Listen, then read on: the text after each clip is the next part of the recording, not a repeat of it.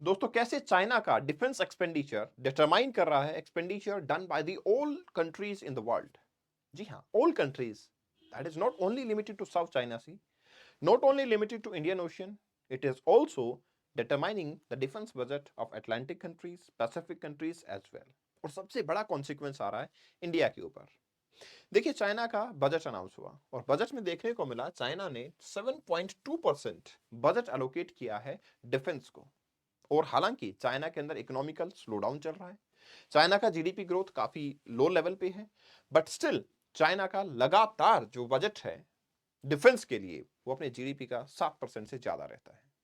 India के comparison में काफी ज्यादा है।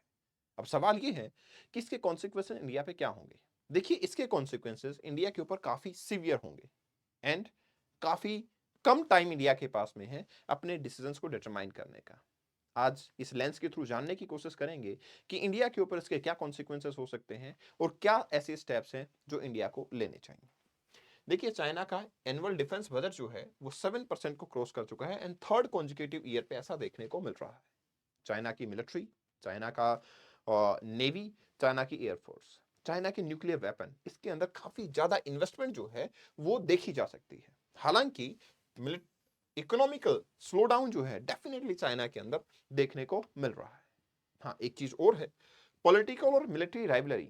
पॉलिटिकल मिलिट्री राइवलरी चाइना की इंडिया के साथ तो बड़े एक डिकेड से भी ज्यादा टाइम से चलती ही जा रही है, लेकिन लास्ट 3 to 4 ईयर में मिलिट्री राइवलरी काफी ज्यादा हो चुकी है। चाइनीज डिफेंस बजट जो है वो इस बार नहीं, लगातार 3 सालों से ही काफी ज्यादा रहा है। हालांकि यूएस मिलिट्री बजट से तो कम ही है, बट स्टिल इंडिया के डिफेंस एक्सपेंडिचर से वो कंपैरेटिवली काफी ज्यादा है। अब सबसे इंपॉर्टेंट पार्ट आता है 2027 का।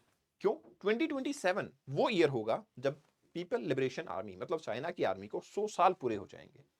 और ये वो भी ईयर है जिसके अंदर ये बात की जा रही है कि चाइना ताइवान को मेनलैंड चाइना के अंदर मिला लेगा, मिलिट्री ऑक्यूपेशन के थ्रू, फोर्स के थ्रू, या फिर ताइवान खुद से मिलेगा, तो that is a different aspect. अब इसके अंदर हमें पता लगता है कि इंडो पैसिफिक रीजन के अंदर ये काफी इंस्टेबिलिटी का माहौल होगा। बट 100 ईयर्स पूरे होने पे चाइना के और क्या प्लान है वो हमें अभी आइडिया नहीं है, बट स्टिल उसके लिए हमें प्रिपेयर रहना पड़ेगा।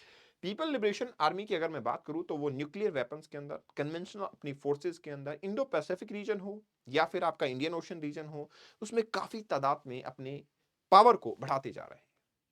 अगर मैं बात करूं मैरीटाइम बाउंड्रीज की, मिसाइल पावर की, तो डेफिनेटली वो साउथ चाइना सी के अंदर भी बढ़ती जा रही है। और साउथ चाइना सी में बढ़े भी क्यों ना, क्योंकि इंडिया तो उसको अपना ब्लू सॉइल के नाम से जानता है, अपनी मेन लैंड का पार्ट कंसीडर करता है। इसमें जापान जो है, हालांकि उसका इन्वॉल्वमेंट कम देखने को मिलता है, बट जापान को अपनी स्ट्रेटेजीज में चेंज करने की रिक्वायरमेंट है। अब इंडिया के रेस्पेक्ट में अगर हम बात करते हैं तो डेफिनेटली दो जो हमारा line of actual control region है, जो हमारा लद्दाख रीजन वाला पार्ट देखने को मिलता है, जिसपे करीबन 4 सालों से एक स्टैंड ऑफ जो है वो बना हुआ है। इंडिया और चाइना की मिलिट्री में काफी ज्यादा बेसिकली डिस्टर्बेंसेस यहाँ पे देखने को मिलते हैं and PLA is expected to mount this pressure even on the maritime boundary as well.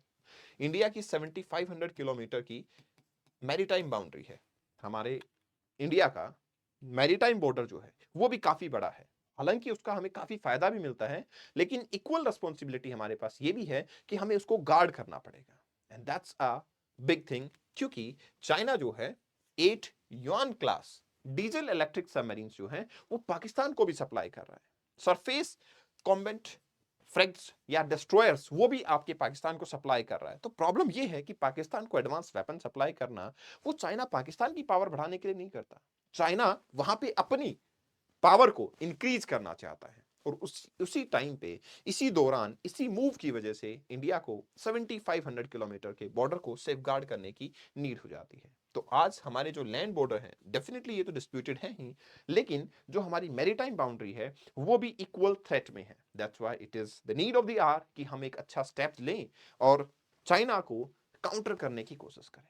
अगर पीपल लिबरेशन आर्मी के नेवी की बात करें तो navy is expanding, only it is a matter of couple of years जब आपके इनके long legs जो हैं इंडियन ओशन और पैसिफिक ओशन में तो हैं ही, वो अटलांटिक ओशन में भी होंगे। क्योंकि चाइना अफ्रीका के साथ में as well as South America के साथ में काफी क्लोज टाई बनाने की कोशिश कर रहा है सो दैट अपनी मिलिट्री के साथ साथ में नेवल बेस वहां पे एस्टेब्लिश किए जा सके।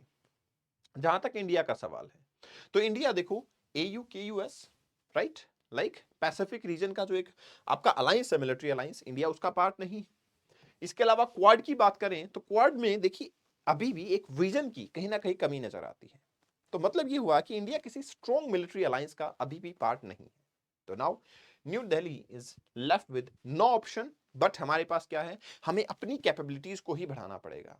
जो चाइना का एक एग्रेसिव स्टैंड है उसको हमें किसी भी तरीके से काउंटर करना पड़ेगा, और काउंटर अगर हमें उसको करना है तो डेफिनेटली हमारी जो मैरीटाइम सिक्योरिटी जो सिनेरियोज हैं उनको हमें इवॉल्व करना पड़ेगा, उनको हमें कंस्ट्रक्ट करना पड़ेगा, उनको हमें टेक्नोलॉजिकल एडवांसमेंट के साथ बढ़ाना पड़ेगा। और उसके लिए सबसे ज्यादा जरूरी है कि क्या हमें नीड है एयरक्राफ्ट कैरियर्स को बनाने की, क्या हमें नीड है टेक्नोलॉजिकल एडवांसमेंट करने की, the more technological advancement than the INS Vikrant. क्या हमें नीड है the construction of 3 nuclear powered attack submarines to deter the PLA navy. Basic सवाल ये है कि अगर हमें इन सब की नीड है तो डेफिनेटली हमें ये डिसीजन टाइम बाउंड लेना होगा, क्योंकि कोई भी military equipment, naval equipment, air force के लिए जो प्रोजेक्ट होते हैं वो डिकेड लॉन्ग प्रोजेक्ट होते हैं, उनमें बड़ा लंबा टाइम लग जाता है। Definitely I will say the time definitely is not on India side as of now, क्योंकि 2027 is not far away. It is the right time कि नेवी को भी अगर डिसीजन लेना है तो हम एक strong decision as soon as possible ले पाए। हमें चाहिए कि हम अच्छे से अच्छा डिसीजन लें और डिसाइड करें कि what we need to do faced with the Chinese challenges. क्या national security planners will have to make a decision as fast as possible? I think so. India को एक तो अपने मिलिट्री अलायंस को बढ़ाने की जरूरत है। देखिए एक टाइम हुआ करता था जब हम नॉन अलाइंग मूवमेंट की बात किया करते थे, एक टाइम हुआ करता था जब हम वेस्टर्न पावर को अलग मानते थे, आपके डिफेंस जो आपके टाई अप होते हैं उनमें हम कम पार्टिसिपेट करते थे ताकि हम एक न्यूट्रल स्टैंड रख सके। बट स्टिल जियोपॉलिटिक्स हमेशा इवॉल्व होती है, जियोपॉलिटिक्स हमेशा आगे बढ़ती है, बट अलग अलग लेवल पे बढ़ती है।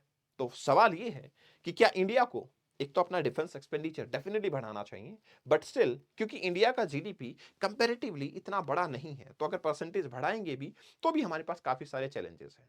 तो इंपॉर्टेंट होगा कि हम जैसे कोऑर्डिनेटर ग्रुप के पार्ट है तो हमें उसमें डिफेंस एक्सपेंडिचर जो है या डिफेंस टाई अप जो है, डिफेंस इक्विपमेंट जो है, टेक्नोलॉजिकल एक्सचेंज जो है उसके ऊपर फोकस करना चाहिए। एंड डेफिनेटली जो हमारे क्लोज अलाइज है उनसे जो टेक पॉसिबल है वो हमें परचेज करें या हेल्प लें, but yes we should take a strong decision ताकि हम चाइना को कन्फ्रंट कर सकें।